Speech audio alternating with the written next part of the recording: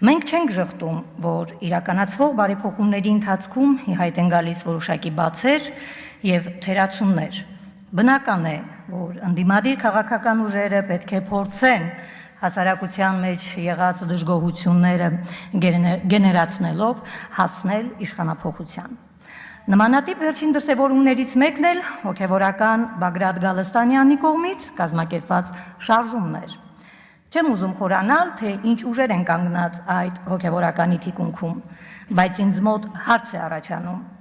կարելի է արդյոք հոգևոր գործունեությունը համատեղել քաղաքականության հետ, արդյոք ազնիվ է զբաղվել քաղաքականությամբ, պահպանելով հոգևորականի բարձր կարգավիճակը, այն դեպքում, երբ հոգևոր դասը հսկայական անելիք ունի հայ առաքելական եկեղեցուների բարձրացման գործում, մասնավորապես աղանդավորական երևույթների դեմ պայքարելու իմաստով։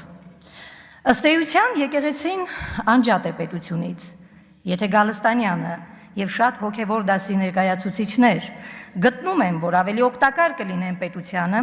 քաղաքականությամբ զբաղվելով, ապա պետք է հրաժարվեն հոգևորականի իրենց կարգավիճակից։ Երբ խոսում են ազգի միասնականության մասին,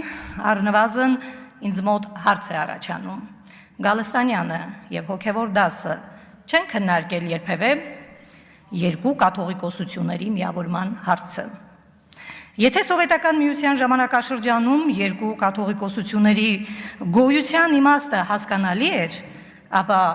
այժմ գոնե ինձ համար տարակուսելի է։